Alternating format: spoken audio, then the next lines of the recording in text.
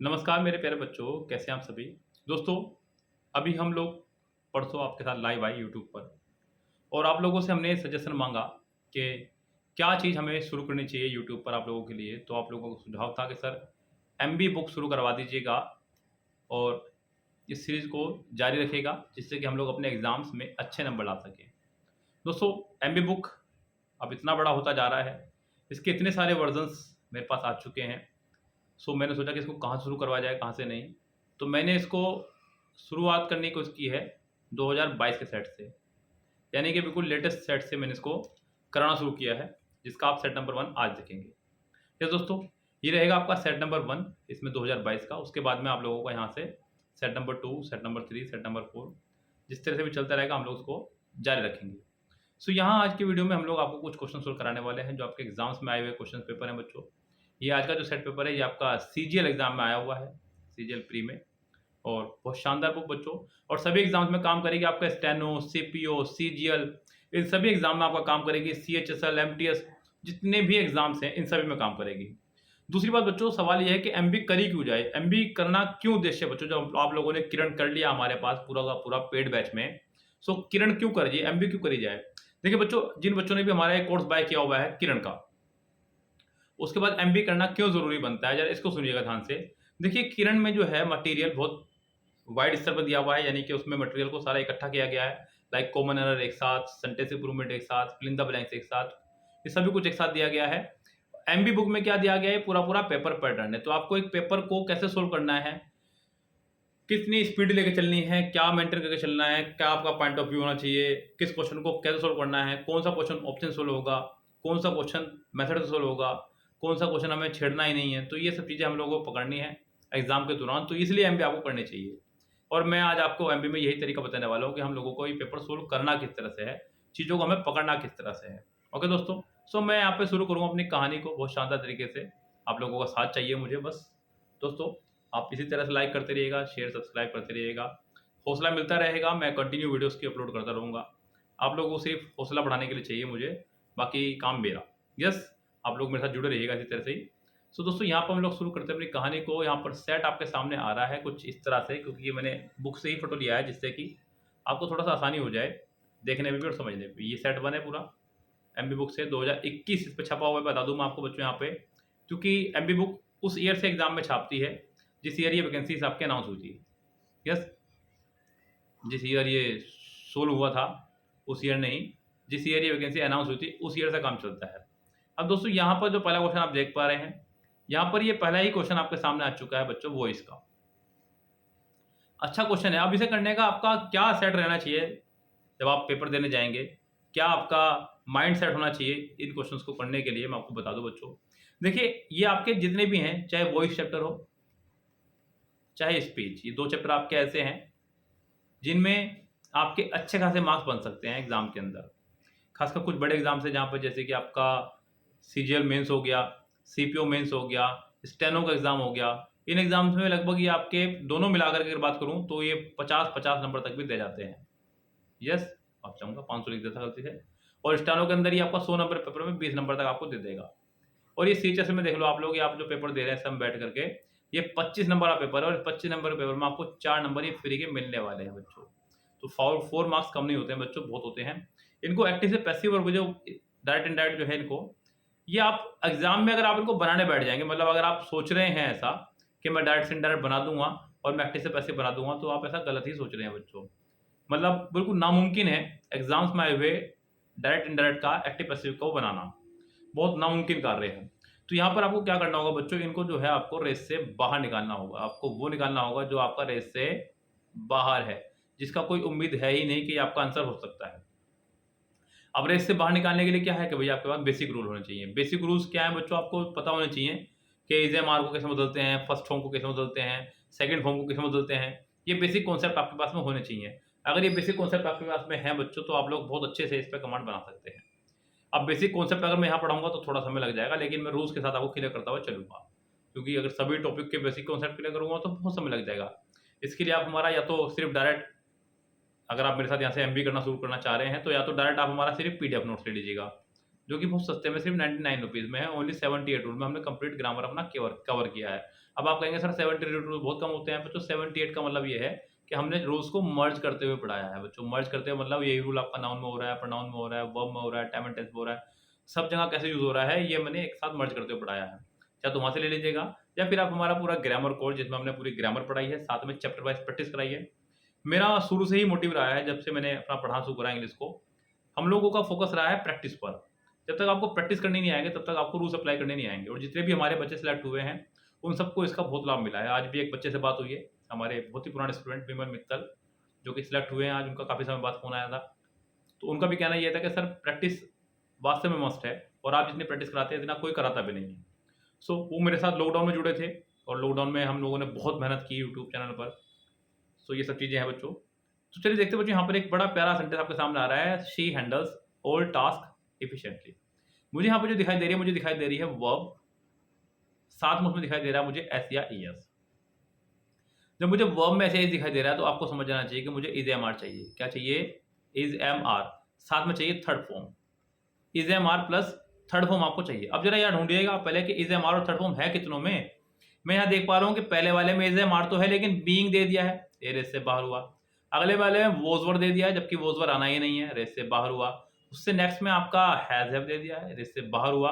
लीजिए बच्चों, अगर आपने ये तरीका अपना लिया तो मैं लिख के बोलता हूँ बच्चों, आपको 10 सेंटेंस आने हैं आपके एक्टिव पैसिव के, और 10 आने हैं स्पीच के आपके स्टेनो एग्जाम में, और बाकी और भी एग्जाम जितने भी एग्जाम है जिसमें संख्या ज्यादा भी आ रही है। मैं गारंटी बोलता हूँ 3 मिनट में ये, और 3 मिनट में आपके ये हो जाएंगे पूरे पूरे और करेक्ट हो जाएंगे। 5 या 6 मिनट लगने हैं आपको एक्टिव पैसिव और डाटा इंटरेक्ट करने में एग्जाम में, अगर ये तरीका आप लोगों ने अपना लिया तो। हो गया आंसर? ये लीजिए जी, यस। चलिए आगे बढ़ते हैं बच्चों क्वेश्चन नंबर नेक्स्ट पर। क्वेश्चन नंबर नेक्स्ट भी आपका वॉइस से ही है। कह रहे हैं कि ऑल वेपन्स वर सरेंडर्ड बाय देम। बच्चों यहाँ पर आप देख पा रहे हैं कि यहाँ पे second form sorry was were plus third form का इस्तेमाल किया गया, यानी कि आपका देखा जाए, मैं आपको बता दूं बच्चों एक इंपॉर्टेंट बात है जो मैं आपको बता ही देता हूं।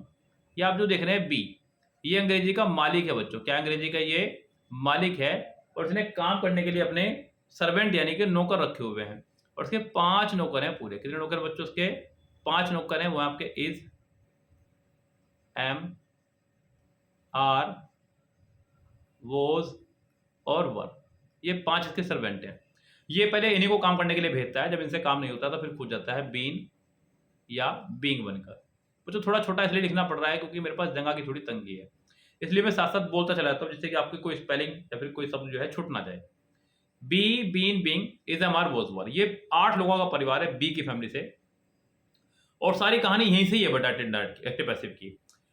एक्टिव पैसिव की जो कहानी है सारी की सारी वो यहीं से शुरू होती है बच्चों। कहानी जो है हमारी यहीं से शुरू होती है। वो कहानी क्या बोलती है बच्चों? कहानी ये बोलती है कि इनके साथ अगर आईएनजी फॉर्म आ रही है तो समझो सेंटेंस एक्टिव में है, और इनके साथ अगर थर्ड फॉर्म आ रही है समझो सेंटेंस पैसिव में है। सिंपल सी बात जो है, तो ये सिंपल सा फंडा रखना होगा आपको बच्चों। अगर सेंटेंस में थर्ड फॉर्म आ रही है तो समझो पैसिव में है। यहाँ सेंटेंस में थर्ड फॉर्म आ रही है वोज वर के साथ में। अब वो जमाने गए बच्चों जब आप बाय को देखते हुए चले आगे, नहीं ऐसा नहीं करना है बच्चों, आपको बाय को देखते हुए आगे बढ़ना ही नहीं है। अब यहाँ पे जो कायदे की बात है वो रूल ये है कि अगर वर्ब की सेकंड फॉर्म हो, वर्ब की सेकंड फॉर्म हो तो आपका was were plus third form आ जाया करती है। अब यहाँ पे was were plus third form already है, तो आपको क्या ढूंढना है बच्चों? सेकंड फॉर्म चलनी है लेकर के, यानी कि सेंटेंस उल्टा भाग रहा है, पैसिव से एक्टिव हो रहा है। मुझे सेकंड फॉर्म ढूंढनी है जो कि मुझे पहले में नहीं दिखाई दे रही है, दूसरे में मुझे दिखाई दे रही है डाउटफुल है, सेंटेंस कंडीशन में शामिल है, तीसरे में हेड आ गया है, रेस से बाहर है, फोर्थ में आपका आर आ गया है, रेस से बाहर है। अब आपका मजबूरन आंसर हो गया है बी। ये तरीका अगर आपने अपना लिया तो मैं आपको गारंटी लेके बोलता हूँ बच्चों, आपके 5 मिनट में 20 नंबर लगवा कर दूंगा एसएस सिस्टम एग्जाम में। और ये जितना भी समय आप यहाँ से बचाएंगे, एक तो सेफ्टी के मार्क्स हैं पूरे के पूरे, सबसे इंपॉर्टेंट बात। दूसरी बात बच्चों, जितना भी समय आप यहाँ से बचाएंगे वो सारा समय देंगे हम लोग कहीं और टॉपिक पे। कहाँ देंगे? क्लोज टेस्ट और पैसेज पर। इस तरह से मार्क्स हमारे आएंगे एग्जाम में।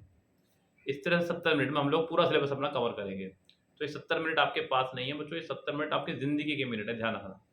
चलिए आगे बढ़ते हैं बच्चों क्वेश्चन नंबर नेक्स्ट पर। हमारे पास अगला क्वेश्चन आ रहा है, इससे भी शानदार। ये आ गया बच्चों हमारे पास में क्वेश्चन नंबर नेक्स्ट। आपको बताना है कि ये जो अंडरलाइन वर्ड है ये आपका करेक्ट है या इनकरेक्ट है, मतलब यहाँ पे ये आपका क्या कमी इसके अंदर है बच्चों को देखा जाए तो, मतलब इंप्रूवमेंट करना है, क्या करना है। चलो देखते हैं बच्चों यहाँ पे क्या कह रहा है। कह रहा है कि the authorities are assured the people that they will look into the matter. तो भैया अथॉरिटी ने जो है यकीन दिलाया है किसको भैया, लोगों को, कि वो इस मैटर में जांच पड़ताल करेंगे। बच्चों आप जरा ध्यान देना यहाँ पे, अगर यकीन दिलाया भी है तो देखिए, अगर मैं यहाँ पर मैंने अभी बोला बच्चों आपको, अगर इसे मार्थ प्लस थर्ड फॉर्म लगा दूं, मैं इसे मार प्लस थर्ड फॉर्म लगा दूंगा तो सेंटेंस हमारा तुरंत पहुंच जाएगा पैसिव में।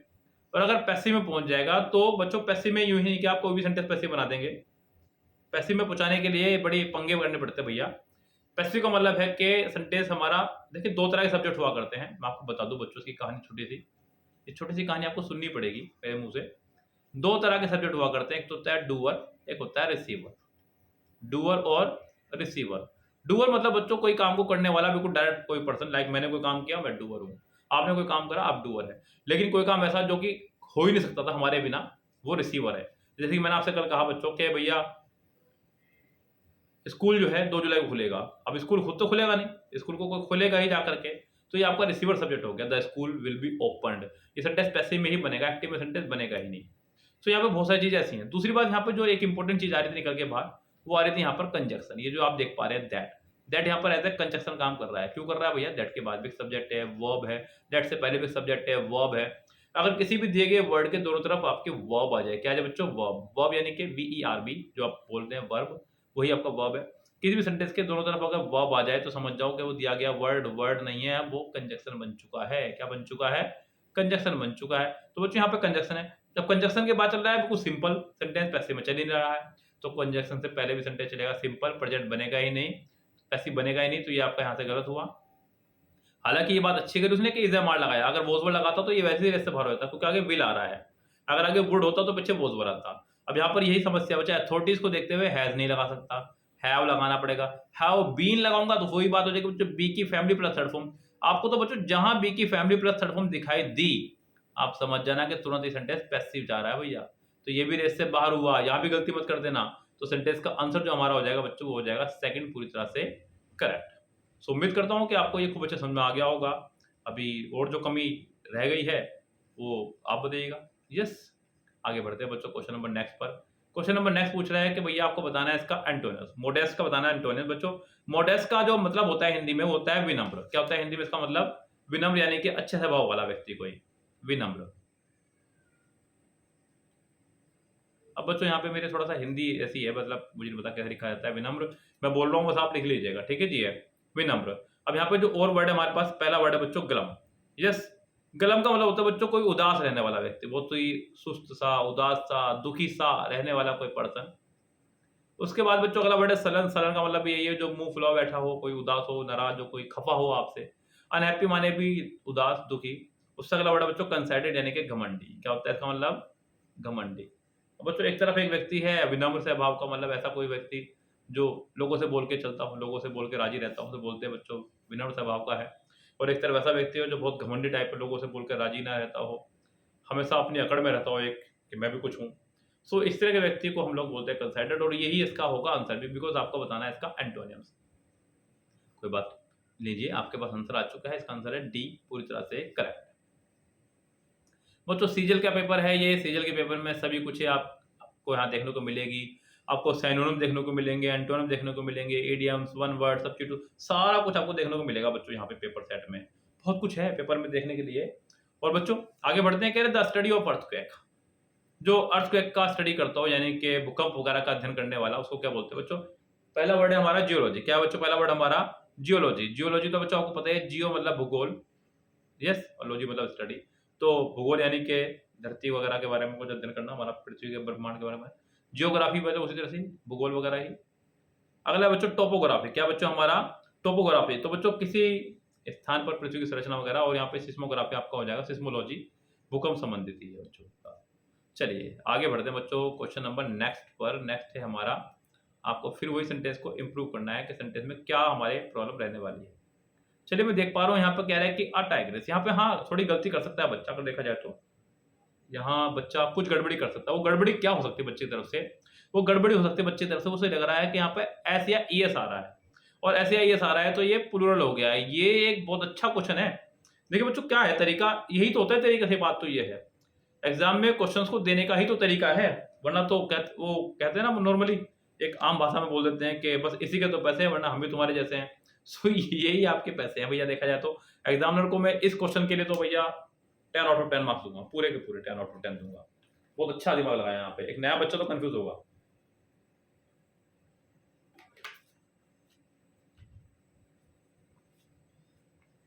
एक नया बच्चा डेफिनेटली यहाँ पे कंफ्यूज होगा, उसे लगेगा ऐसे ही है, चलो हैव लगा देते हैं, चलो आर लगा देते हैं, चलो आर तो कम से कम नहीं है तो यहाँ पे वो हैव लगा सकता है, हालांकि हैव भी नहीं है। यहाँ भले ही क्वेश्चन को मैं 10 आउट ऑफ 10 दूंगा, लेकिन ऑप्शन में मैं 10 आउट ऑफ 10 नहीं देने वाला हूँ, क्योंकि ऑप्शन में थोड़ी गड़बड़ी करनी चाहिए थी जनाब को, कहीं जगह हैव देता, कहीं आर देता, तो मैं थोड़ा टेंशन में आता। लेकिन यहाँ पर बच्चों अगर देखा जाए तो टाइग्रेस आपका टाइगर का ही टाइगर मेल वर्जन है और टाइग्रेस आपका फीमेल वर्जन है। यस गैस, तो ये थोड़ा सा यहाँ पे कोई बात नहीं, ऑप्शंस में हमारा बराबरी कर दी उसने सारे दिमाग की अपने। यहाँ पर बच्चों tigress has given birth to a cub in the Ranthambore tiger reserve, taking the big cat population to 78। अब जो यहाँ पर टाइग्रेस के हिसाब से, क्योंकि उसने अ कह दिया है, यानी कि कोई एक है और एक को देखते हुए सिंगुलर वर्ब आया करती है, बिल्कुल ठीक है। हैजब के साथ में थर्ड फॉर्म आया करती है, बिल्कुल ठीक है। बस बाकी बिल्कुल ठीक है बच्चों, सेंटेंस हमारा कोई एरर ही नहीं है। सेंटेंस क्या रहेगा आपका, नो इम्प्रूवमेंट, यानी कि नो सब्स्टिट्यूशन रिक्वायर्ड। चलिए बच्चों क्वेश्चन नंबर चलते हैं आगे बच्चों, अगले क्वेश्चन पर। अगला जो है हमारा वो है एक इडियम, जिसका मतलब है be hard up. Be hard up मतलब बच्चों पैसों की तंगी होना, पैसों की तंगी होना। स्टूडेंट लाइफ में ऐसे बहुत सारे बार आपके साथ में होगा जब आपके साथ पैसों की तंगी होगी, लेकिन बच्चों इसी के लिए तो मेहनत कर रहे हैं। अगर पैसों की तंगी नहीं होगी ना तो फिर आप पढ़ेंगे ही नहीं। यस, ये भी एक परीक्षा होती है। तो बच्चों पैसों की तंगी होना, पैसों की कमी होना, पैसों की कमी होना या तंगी होना, तंगी नहीं समझ में आ रहा है तो कमी को याद रख लीजिएगा। पैसों की कमी होना या तंगी होना। Unable to calculate, have very little money, have difficulty in climbing stairs, find it very difficult to wake up early. बच्चों यहाँ पर मेरी राय में जो इसका आंसर हो जाएगा वो हो जाएगा इसका बी, पूरी तरह से करेक्ट, 7th का। चलिए आगे बढ़ते हैं बच्चों क्वेश्चन नंबर नेक्स्ट पर। क्वेश्चन नंबर नेक्स्ट क्या बोल रहा है उसको पकड़ते हैं बच्चों। यहाँ पर identify the segment that contains a grammatically error. आपको बताना है कि इनमें कौन से पार्ट में आपकी ग्रामेटिकली एरर, हालांकि बहुत टुच्चा सेंटेंस है, कुछ खास इसने दिमाग लगाने की कोशिश करी ही नहीं है। सही बात तो ये है, every curious child want to rip open a toy. So guys, बच्चों के अंदर एक होती है धड़क, कोई भी चीज होगी तो सोचे इसको खोल लूं, चेक करूं देख करके। हालांकि यहाँ पे मैं आपको बताऊं तो बहुत सारे बच्चे मुझे बोलते हैं कि सर आप जब सेंटेंस कराते हो तो उसकी हिंदी बता दिया करें। देखिए मुझे कोई दिक्कत नहीं हिंदी बताने में, 2 सेकंड लगेंगे मुझे हिंदी बताने में, बड़ा काम नहीं है। लेकिन मैं चाहता हूँ कि आपको बिना हिंदी ही सेंटेंस की एरर निकालनी आ जाए। आपकी रूल्स पे इतनी अच्छी कमांड हो कि आप सेंटेंस को देखते पकड़ ले, जैसे मेरे यहाँ देखते पकड़ लिया था। तो मैंने आपको कई बार बताया कि यदि सेंटेंस कभी भी हमारा each, every, either, neither, none, anyone, anybody, nobody, somebody, कुछ भी ऐसा वर्ड हो बच्चों, इनसे अगर शुरुआत हो रही है तो समझ जाओ कि इनके साथ में सिंगुलर नाउन और सिंगुलर वर्ब का इस्तेमाल होगा। दूसरी बात बच्चों यहाँ पर समझने की जरूरत भी नहीं थी, यहाँ पर उसने खुद ही कहा, यहाँ पे चाइल्ड लगाया। बच्चों चाइल्ड जो है आपका सिंगुलर रहता है, इसका प्लूरल होता है चिल्ड्रन। क्या होता है इसका प्लूरल? चिल्ड्रन। तो यहाँ पर चाइल्ड को देखते हुए मुझे वांट नहीं, यहाँ पर होना चाहिए था वांट्स। यस गैस, तो सेंटेंस का आंसर करेक्ट रहता, सेंटेंस का करेक्ट आंसर हो जाएगा डी। यस, चलिए जी क्वेश्चन नंबर 9, ये भी आपका इसी पोर्शन पे ही है। आपको बताना है कि यहाँ पे किस पार्ट में ग्रामेटिकली एरर है। अगर नहीं है ग्रामेटिकल एरर तो आपको बताना है कि वो नो सब्स्टिट्यूशन रिक्वायर्ड है। हालांकि इसमें भी ऑप्शन है हमारे पास नो सब्स्टिट्यूशन रिक्वायर्ड का, लेकिन देखते हैं क्या कह रहा है।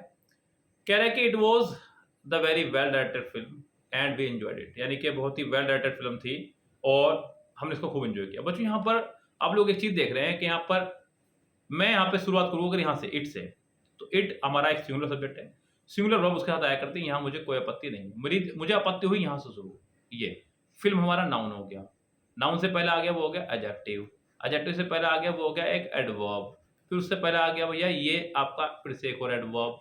चलो कोई बड़ी बात नहीं है। अब यहाँ पे दा आ गया, मुझे इससे प्रॉब्लम है बच्चों। यहाँ पे दा एक डिटरमाइनर है जो कि एडवर्ब को कभी डिटरमाइन नहीं कर सकता है। हालांकि दा आर्टिकल भी है, लेकिन दा की यहाँ पे कोई रिक्वायरमेंट नहीं है। यहाँ पे अगर आपको लगाना ही है तो आप a very well directed film and we enjoyed it, it was a very well directed film. वो भी अ भी सिर्फ इसलिए मैं लगा रहा हूँ क्योंकि मुझे यहाँ पे आगे फिल्म दिखाई दे रहा है, अगर फिल्म होता तो मैं ये भी ना लगाता। तो यहाँ आपके एरर है सेंटेंस में, अगर देखा जाए तो ये आपका एरर पहुंच जाएगी ए पार्ट में ही, क्योंकि इस पार्ट को उसने ए कहा है और बस यही से बात शुरू हो जाएगी आपकी कहानी। चलिए बच्चों चलते हैं अगले पेज की तरफ। यहाँ तक में अगर कोई प्रॉब्लम आपको होगी तो आप मुझे इसी वीडियो के कमेंट बॉक्स में कमेंट करेंगे, हक बनता है आपका। यस, कोई प्रॉब्लम है तो। और अगर प्रॉब्लम नहीं है तो एक हक मेरा बनता है कि आप लोग यहाँ से वीडियो को लाइक करते हुए आगे बढ़े। यस, अगर आपको सच में मजा आ रहा है तो। नहीं तो कोई बड़ी बात नहीं है बच्चों, हम लोग तो पढ़ा ही रहे हैं और पढ़ाएंगे ही, बिकॉज हम तो चाहते हैं कि आप लोग सिलेक्शन लें और फिर हमें कॉल करें, जैसे कि आज हमारे उस बच्चे का मैसेज आया है। साथ ही साथ बच्चों मैं आपको बता दूं यहाँ पर एक छोटी सी कहानी। एमबी बुक से हम लोगों ने आपका एक स्पेशल बैच शुरू किया है, 195 सेट वाली कंप्लीट, 197 वाली कंप्लीट जिससे मैं ये पढ़ा रहा हूँ, 209 सेट वाली कंप्लीट। ये पूरा का पूरा कंप्लीट सोल्यूशन हम लोग दे रहे हैं आपको पेड बैच में, ओनली 999 में, जहाँ पर आपको एक साथ सारी रिकॉर्डिंग मिल जाएंगी। यहाँ तो मैं डेली एक सेट ही करा पाता हूँ सोल्व, यस, लेकिन वहाँ आपको डेली यानी कि सारी की सारी रिकॉर्डिंग एक साथ मिल जाएगी। चलिए बच्चों आगे बढ़ते हैं। यहाँ पे पूछ रहा है कि इनमें से बताना है आपको कौन सा जो है इनकरेक्ट है। बच्चों इनकरेक्ट मतलब किसकी स्पेल गलत है। हालांकि ये अच्छा क्वेश्चन दिया उन्होंने, क्योंकि बचपन से आज तक हम लोग इसी तरह से पढ़ते आए हैं और ट्यूशन जाते आए हैं, ट्यूशन से ही हमने सब कुछ सीखा हुआ है और ट्यूशन की स्पेलिंग हमें सही से नहीं पता है। ट्यूशन की स्पेलिंग होती है TUITION, जो असली स्पेलिंग होती है, और बस यहीं से हमारी शुरू हो गई है गड़बड़ी। चलिए कोई बात नहीं, चलते हैं अगले क्वेश्चन की तरफ बच्चों। अगला क्वेश्चन है फिर से डायरेक्ट इनडायरेक्ट। अब बच्चों डायरेक्ट इनडायरेक्ट का मैंने तरीका बता दिया था बच्चों आपको कि आपको सेंटेंस का डायरेक्ट से इनडायरेक्ट बनाना ही नहीं है, आपको सिर्फ उसे रेस से बाहर निकालना सीखना है। अगर आपने रेस से बाहर निकालना सीख लिया तो आपके बल्ले बल्ले है। अब यहाँ पे बच्चों क्या करा, उसने एक खेल खेल दिया, उसने डायरेक्ट से इनडायरेक्ट नहीं, उसने इनडायरेक्ट से डायरेक्ट दे दिया है, यानी कि आपको उल्टा भागना है।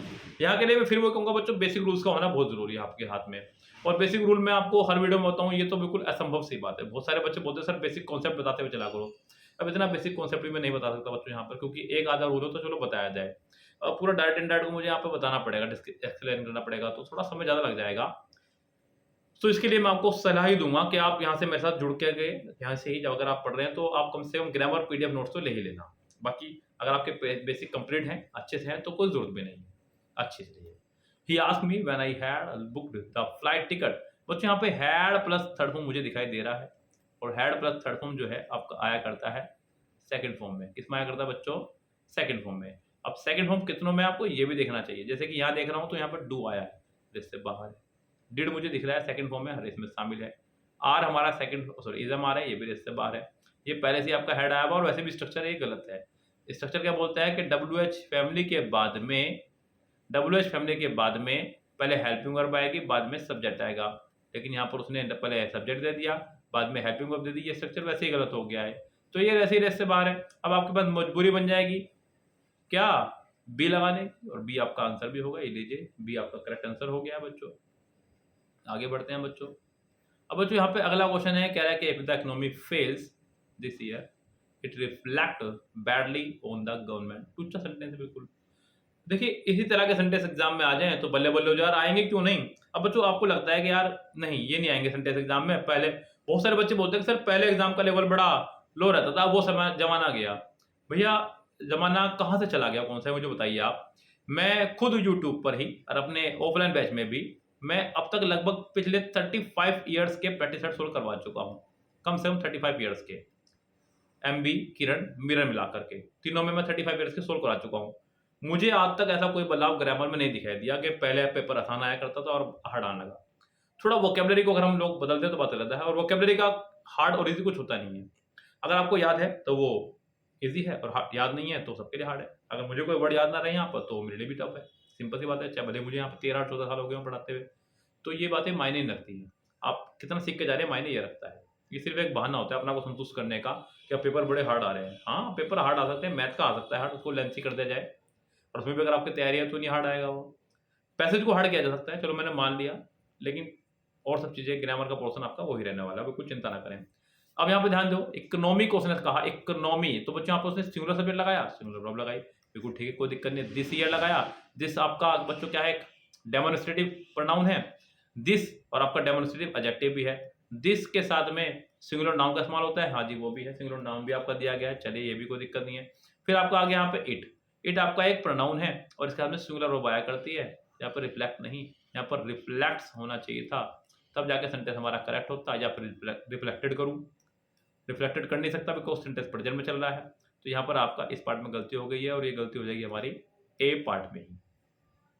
चलिए जी, आधा पोर्शन यहाँ पे खत्म हुआ हमारे, क्योंकि 25 क्वेश्चन है और 25 में से आधे हमारे यहाँ पे खत्म हो चुके हैं। अब आगे बढ़ रहा हूँ बच्चों मैं यहाँ पर आपके सेंटेंस के साथ में। यहाँ पर एक बड़ी प्यारी ट्रिक आपको बता के चलूंगा, बहुत ही प्यारी ट्रिक, हमेशा काम रहेगी आपके ये वाली ट्रिक।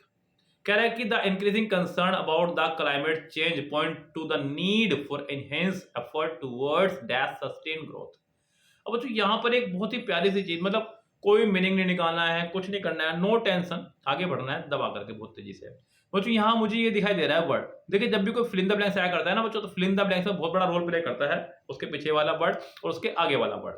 ये दो चीजें बहुत बड़ा रोल प्ले करती हैं, पिछले वर्ड भी और अगला वर्ड भी। पिछले वर्ड में क्या देख पा रहा हूँ, मुझे दिख रहा है बच्चों, मुझे जो दिख रहा है वो दिख रहा है कि एक प्रपोजिशन है। क्या बच्चों, ये एक आपका प्रपोजिशन है। और बच्चों मैं आपको बता चुका हूँ कि प्रपोजिशन में क्या है बच्चों, सिर्फ टू को छोड़ करके, टू के साथ फर्स्ट फॉर्म आया करती है, बाकी जितनी भी प्रपोजिशन है हमारी, ध्यान रखना बच्चों, ये गांठ मार के रख लो अपने पास में, उनके साथ में हमेशा वर्ब की फर्स्ट फॉर्म में आईएनजी आया करती है। क्या आया करती है बच्चों, आईएनजी आया करती है। अब अगर ये चीजें आपके पास हैं, ये सेट ऑफ रूल अगर आपके पास में है, तो जरूरत है क्या टेंशन लेने की। अब मुझे दिख रहा है यहाँ पे आईएनजी फॉर्म 4 जगह तो है नहीं, एक ही वर्ड दे रखा है, achieving, achieved, to achieve, achieve. ये लीजिए यहाँ पर आंख मीच के बिल्कुल अंदर लगा दो, ए आंसर है इसका, भैया बात खत्म होगी। क्या आंसर हो जाएगा बच्चों इसका, ए, पूरी तरह से करेक्ट। चलिए बढ़ते हैं बच्चों आगे क्वेश्चन की तरफ। और अगला क्वेश्चन जो मुझे दिखाई दे रहा है बच्चों, आपका एक ईडियम है। ईडियम यानी कि मुहावरा, 2 नंबर का वन वर्ड है, सॉरी माफी चाहूंगा बच्चों, ये आपका एक वन वर्ड है बच्चों। टू वॉक एमलेसली, यानी कि बस एमलेसली चलना, यानी कि बिना किसी उद्देश्य के चलना।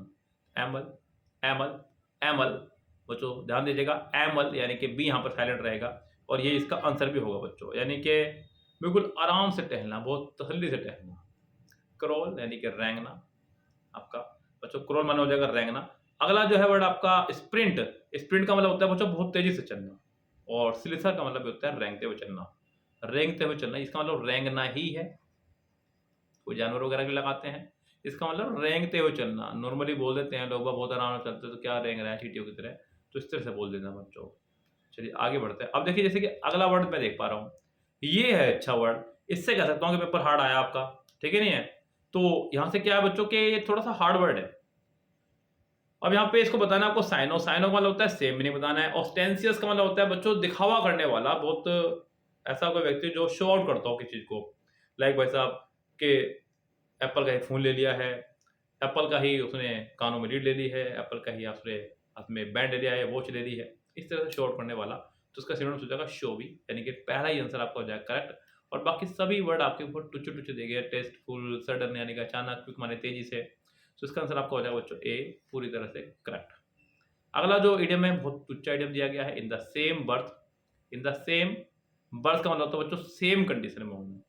यस, दो चीजें हैं जो बिल्कुल सेम कंडीशन में है, वो भले आपके दो विपरीत चीजें हैं या भले आपकी दो सेम चीजें हैं, लेकिन वो क्या है, बिल्कुल सेम कंडीशन में है। To try and hold your breath, जी नहीं, ये आंसर आपका नहीं हो सकता है पहला। Say two contradictory things at the same time, able to get a foul smell, practice breathing exercise. बच्चों यहाँ पर तो जो मजबूरन आपका आंसर बन रहा है वो बन रहा है बी, यहाँ पर पूरी तरह से करेक्ट। चलिए बच्चों आगे बढ़ते हैं नेक्स्ट क्वेश्चन की तरफ। क्वेश्चन नंबर जो है हमारे पास वो है 17 क्वेश्चन में बच्चों मुझे बताना है कि इसका करेक्ट सिनोनिम्स क्या होगा बच्चों, सॉरी एंटोनिम्स बताना है। रेज माने होता है बच्चों नष्ट करना, क्या होता है बच्चों, रेज माने नष्ट करना, तबाह करना, किसी चीज को खत्म करना। अब यहाँ पर मुझे बताना है इसका एंटो, एंटो मतलब विपरीत। बिल्ड माने बनाना, पता ही बच्चों बिल्ड से बना है बिल्डिंग।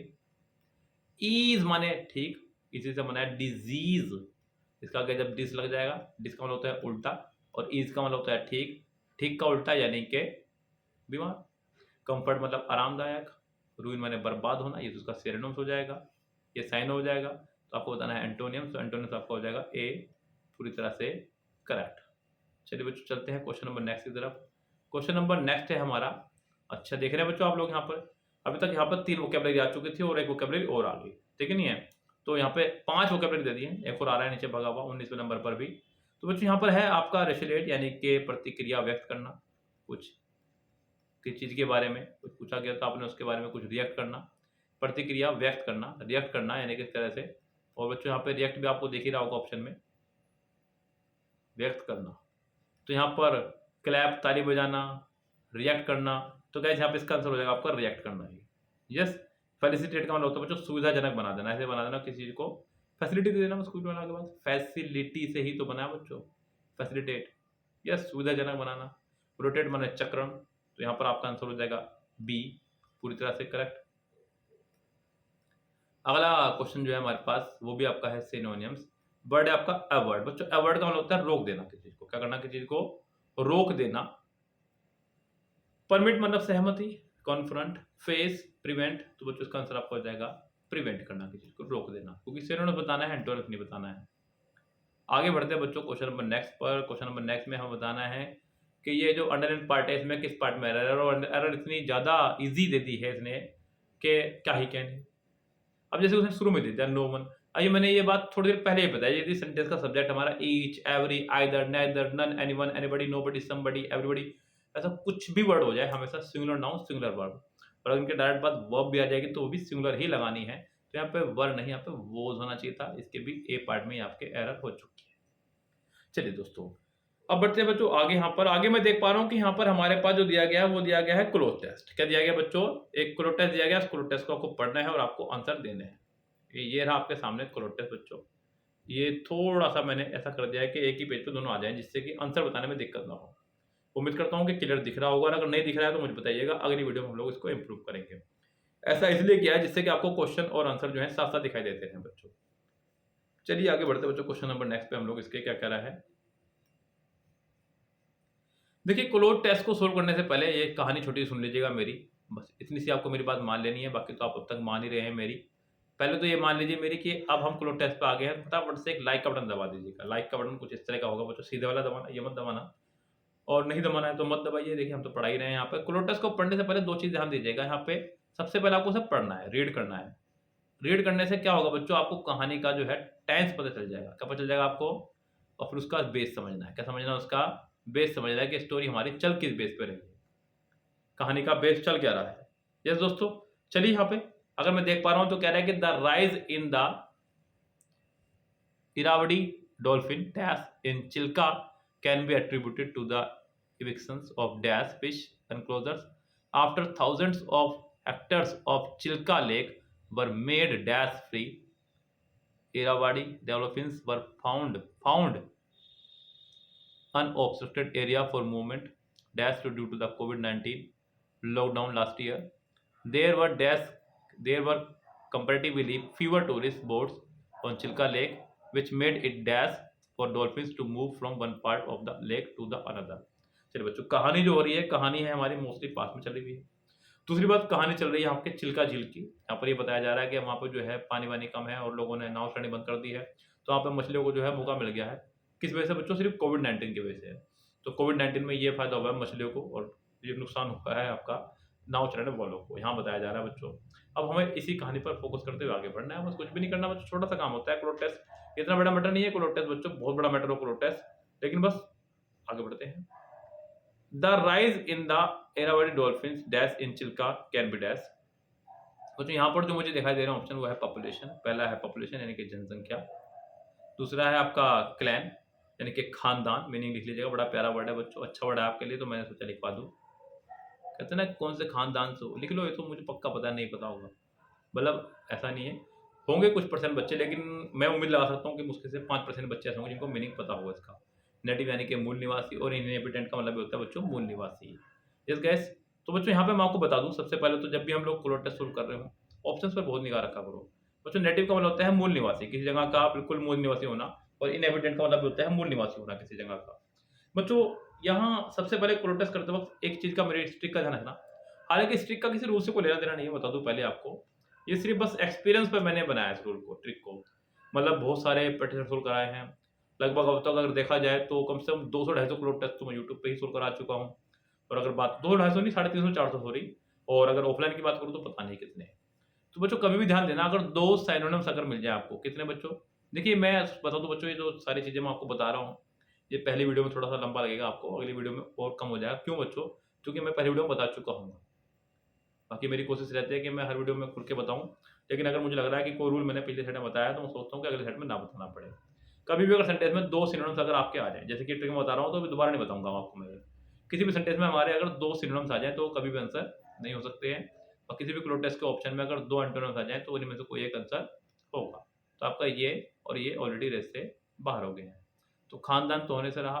तो यहाँ पे the rise in the Irrawaddy dolphins population in Chilka can be attributed to the evictions of dash fish enclosures.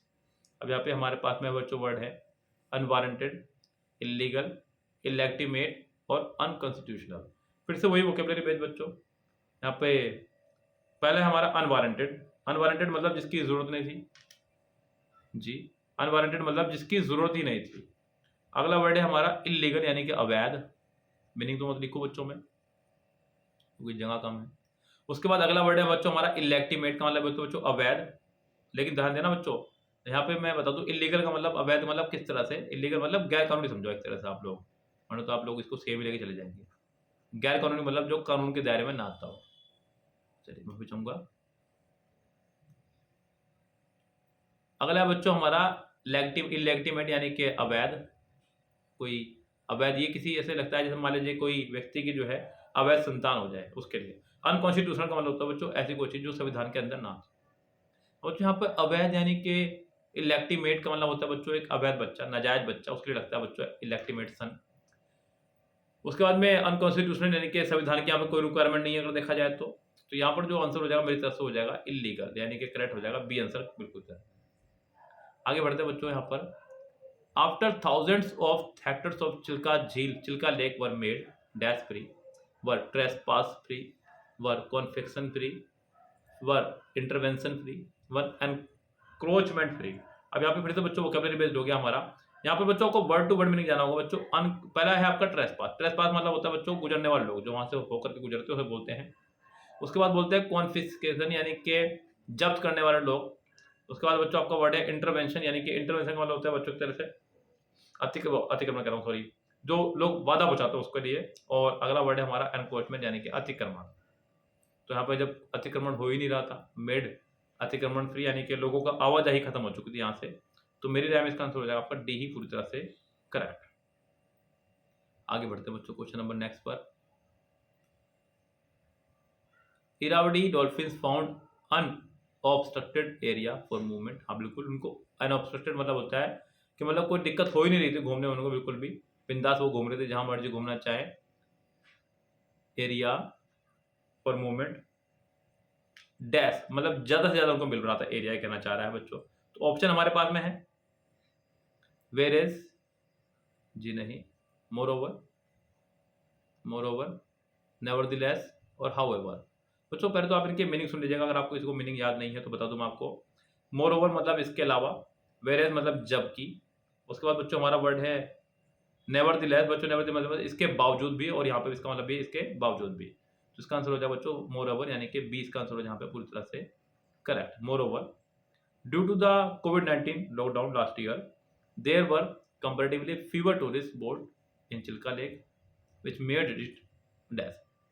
made it conducive। मतलब जैसे होता है ना, मतलब कि पहले तो ये एक तो ये हो ही नहीं रहा था, मतलब लोग वैसे ही थे, सर्दियों वगैरह में लोग वैसे ही कमाते हैं, ऊपर से कोविड लग गया है। अब और लोग नहीं आएंगे तो ये इनके लिए सहायक हो गया। क्या हो गया इनके लिए? ये सहायक हो गया, मतलब इनके लिए फायदेमंद हो गया। तो ये आपका सहायक हो गया। अगला है हार्मफुल कह रहा हूँ, हर्टफुल मतलब जो लोगों को हर्ट पहुंचाए, नुकसान पहुंचाए। आगे है बच्चों हमारा जो और दो वर्ड रह रहे हैं, हर्टफुल मतलब समझ रहे हैं बच्चों आप लोग, लोगों को हर्ट पहुंचाने वाला। उसके बाद डेट्रीमेंटल मतलब हानिकारक, डिस्टर्बिंग मतलब परेशान करने वाला। सो COVID-19 लॉकडाउन की वजह से जो है there were comparatively fewer tourist board in Chilika lake which made it conducive for. अच्छा मैंने आपको बताया बच्चों कि जब भी फिलिंदा में सारे क्वेश्चन आ जाए तो यहाँ पर एक चीज और मायने रखती है, वो मायने रखती है आपका पिछला और अगला वर्ड। अब यहाँ पे अगला वर्ड मुझे दिखाई दे रहा है फॉर। अब बच्चों कंड्यूसिव के साथ एक तो फॉर पक्का आता है, ये तो आपका डेट्रीमेंटल है, सामने टू आएगा यस। और बाकी यहाँ पे जो वर्ड है उनको तो पता ही नहीं, लेकिन यहाँ पर कंड्यूसिव फॉर मतलब सहायक होना किसी चीज के लिए। तो यहाँ पे गैस आपका आंसर हो जाएगा ए पूरी तरह से करेक्ट। बाकी बच्चों मैं आपको बता दूं एक छोटी सी और कहानी सुन लीजिएगा। हम लोगों ने एक यहाँ पर प्लेलिस्ट बनाई हुई है 100 क्लोथ टेस्ट सीरीज, जहां पर आपको एमबी बुक से क्लोथ टेस्ट अलग से ही देखने को मिल जाएंगे। सभी क्लोथ टेस्ट आपको एमबी बुक से अलग से देखने को मिल जाएंगे। और अगर इसके अलावा आप लोग चाहते हैं कि मैं क्लोथ टेस्ट पर बहुत अच्छी कमांड बना लूं, तो आप लोग हमारा किरण स्पेशल क्लोथ टेस्ट बैच ले सकते हैं, जिसमें लगभग हमने 250 क्लोथ टेस्ट, कितने क्लोथ टेस्ट बच्चों? 250 क्लोथ टेस्ट, उसके अंदर 1400 क्वेश्चन, 127 वीडियोस, ये सब कुछ प्रदान कराया है। और वो भी बच्चों कितने रुपए में? सिर्फ बस ₹1 में 1 करोड़ टेस्ट, यानी कि इसकी फीस है सिर्फ ₹249, मात्र ₹249 में कंप्लीट करोड़ टेस्ट आपको मिल जाएंगे, जिससे आपकी करोड़ टेस्ट पर एक अच्छी कमांड बन जाएगी। ओके, चलिए फिलहाल चलते हैं दोस्तों, लेते हैं आपसे विदा, मिलते हैं आपसे अगले सेट के साथ में। कैसा लगा आपको सेट हमें जरूर बताइएगा, और क्या चीज़ इंप्रूव करनी है ये भी बताइएगा। मिलते हैं बच्चों नेक्स्ट में, बाय बाय।